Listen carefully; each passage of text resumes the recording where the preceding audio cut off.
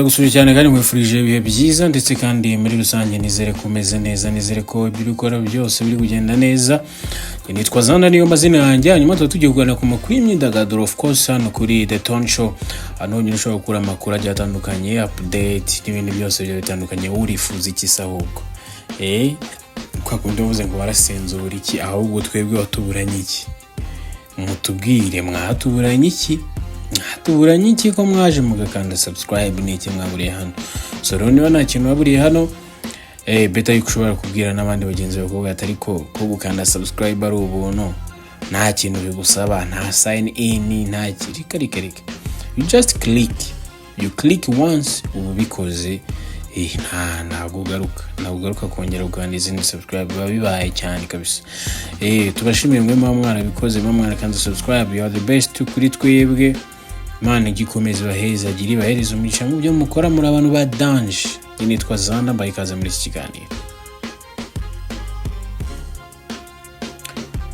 Yes, rega mwikaze rero mu kiganiro tugiye kuganira ku makuru y'imyidagaduro, aho tugiye kuza kuba tuganira kuri update. Murabizi ko twebwe ari gihe tuza tugasesengura, ariko nanone ari gihe tuza tukaganira gake tukababwira update ziba zigezweho. Hanyuma kandi ubwo n'ubundi mpita nkubita mbangura mpera mu Rwanda mu makuru agezweho uyu munsi, no kwitwa Eric Semuhungu. Murabizi ko mu minsi yashize yitabye urukiko kujya kuburana kwifungwa n'ifungurwa ry'agateganyo ku byaha yarakurikiranyweho, birimo gukoresha undi ubusambanyi cyangwa se ndabyita iki, ariko birimo gukoresha undi mibonano mpuzabitsina ku gahato, gusakaza amashusho y'urukozasoni ndetse n'ikijyanye n'ibikangisho. Gusa ubwo yaburanaga ibyaha byamuhamye byari bibiri, cya gatatu cyo gukangisha umuntu cyangwa se ibikangisho, ikindi cyaburi ibimenyetso birangira nyine kivuyemo, kidashyizwe mu byaha agomba gukurikiranwa, uko byari bitatu birangira akurikiranwe byaha bibiri. Hanyuma kandi ubwo yakatirwaga iminsi 30 y'agateganyo, akahita noherezwa imageragere. Uyu nguyu Semuhungu yabaye ajuririra icyo cyemezo, aravuga ati nge ntago bishoboka, ntago mwamfunga ngo ngume ngo kuri 30, arayijuririra.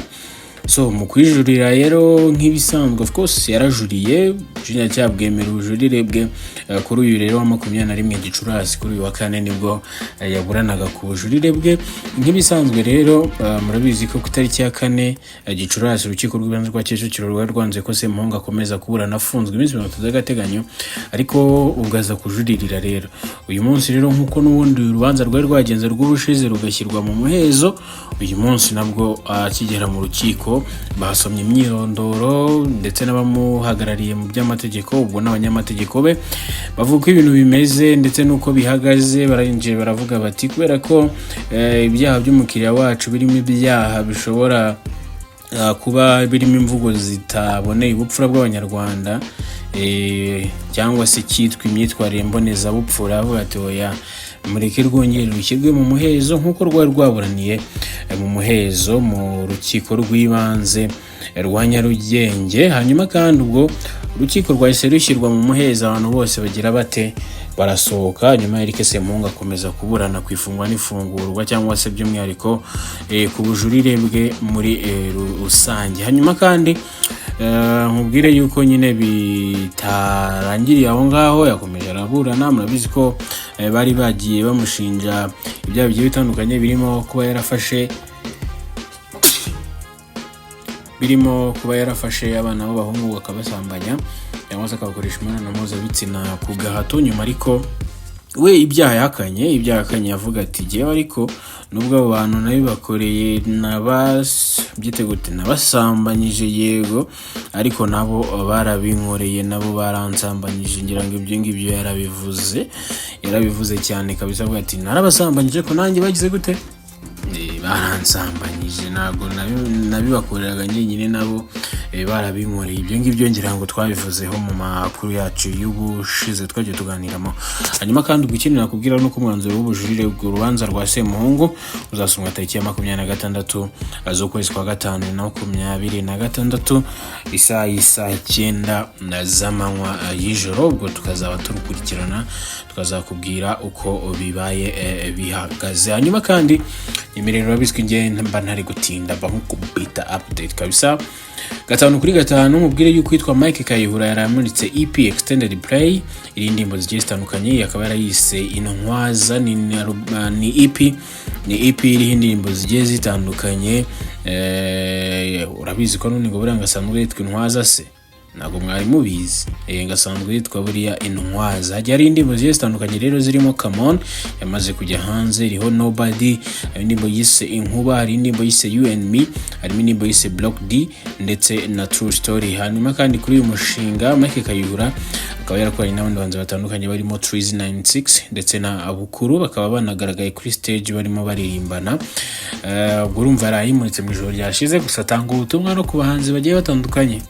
Atanga ubutumwa nabwo ati murabizi igihe nari maze nakora byose byatewe na contract nasinye, nta bitekerejeho cyane, ntafashe umwanya kugira ngo nsome contract ngiye gusoma isirimo ibiki, irambuza ikiranyemerera iki, iramaye mahirwe irambuza yahe. Murabizi ko byamuhaye nyuma yuko atandukanye na Rebel yamufashaga, bamuhaye imyaka 5 adasohora indirimbo. Ibyo murabizi cyane ku bantu bakurikira entertainment, ariko ni mu byifuza muri comment muze kubidusaba tuzabibagarukire uko byagenze byose. Nyuma yaho rero imyaka yose yarishize nibwo atangiye kongera gusohora indirimbo, akaba yashyize hanze EP.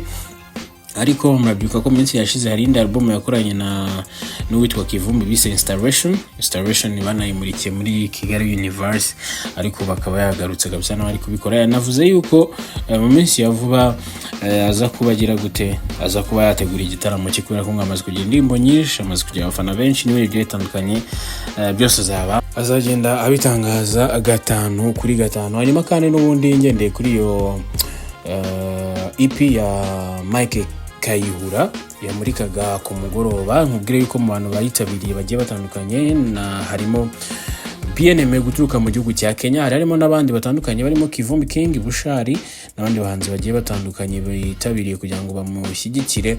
Hanyuma nkomoje kuri BNM guturuka mu gihugu cya Kenya wari witabiriye iyi EP cyangwa se imurikwa ry'iyi EP, nkubwire yuko BNM guturuka mu gihugu cya Kenya yahise atangaza kwitwa Bruce Melody ari umuhanzi wa mbere mu karere ka Afrika. Ibintu byavugishije abantu benshi, murabizi ko BNM yageze mu Rwanda ejo ku munsi wo kuwa gatatu, ubwo yari yitabiriye imikino ya bar izatangira kuri wa gatanu. Ni imikino iteganyijwe gutangira kuri wa gatanu gukomeza, akaba ari yitabiriye nyine, akaba yaje mu myiteguro yo kuba yazaririmba muri half time y'iyi mikino. Ntago ari umuhanzi gusa uzagaragara muri iyi mikino, ahubwo azagaragara n'abandi bahanzi bagiye batandukanye barimo Abigail Chams nagiye mbikubwiraho, harimo ba Ish Kevin, Barrier Ways n'abandi bagiye batandukanye n'aba Kivumbi, n'abandi bagenda batangazwa gake abo bose bazaba bagaragara mu half time y'iyi mikino. Hanyuma kandi mubwire yuko uyu BNM yatangaje yuko Bruce Melody umuhanzi wa mbere muri Afrika. Ibi ngibi rero yakaba ari BNM umuhanzi wakomeye muri Afrika y'Iburasirazuba, yatunguranye rero yemeza ko Bruce Melody ari umuhanzi wa mbere mu kuririmba mu karere ka Afrika, mu gihe afata Element ile nka producer wa mbere ebana muri aka karere kabisa. BNM rero yabigarutseho ubwo yarageze Kigali nkuko nayo maze kwikubwira, yitabiriye imikino ya bar azaririmbamo muri half time ku munsi w'ejo kwa gatanu tariki 22. Rero akaba yabajije uko afata abahanzi b'abanyarwanda cyane ko amaze gukorana n'abarimo Element, Bruce Melody, Mani Martin n'abandi bagiye batandukanye. BNM yavuze ko abahanzi bose b'abanyarwanda ari inshuti ze kandi bimworohera gukorana nabo kuko batajya bamwemeraho cyangwa se ngo bamwereke ko ari abantu ba danger. Akaba yavuze ati rero Bruce Melody ni umuntu wa danger, sibyo kuvuga mu Rwanda gusa, aravuga mu karere. Element ni umusore muto cyane ariko ufite ubumenyi n'ubuhanga bw'umuntu ukuze, ibyo akaba ari byo yatangaje. Hanyuma kandi n'ubundi akaba yavuze nubwo yicije kuri Bruce Melody na Element, BNM yavuze ko mu Rwanda afite inshuti zikomeye ndetse banakoranye indirimbo nubwo zitarasohoka, barimo Kivumbi King ndetse na Mike Kayihura. Uyu ni umuntu wa danger rero muri Afrika y'Iburasirazuba, dore ko yahoze muri Sauti Sol rimwe mu itsinda ryakunzwe cyane ryagize abafana benshi. Ntavuga ku isi, navuga muri Afrika gusa, navuga ku isi muri rusange, bagiye bahagira abafana benshi cyane kabisa. Hanyuma kandi bitangaje nyuma yuko aheruka gukora indirimbo na Element bitwa Ayaya, yari kumwe na Joshua Baraka, ndetse kandi abyuka ko yakoranye indirimbo n'uwitwa Bruce Melody bise Iyo Foto.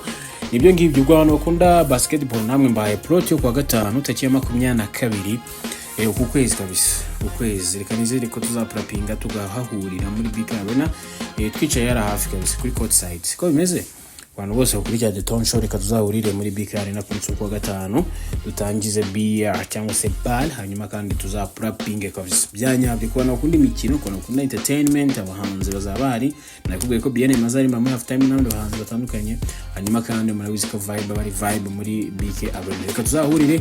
Hanyuma nge nitwa Zanda nawe nsoreje amakuru, Imana ikomeze kubarinda.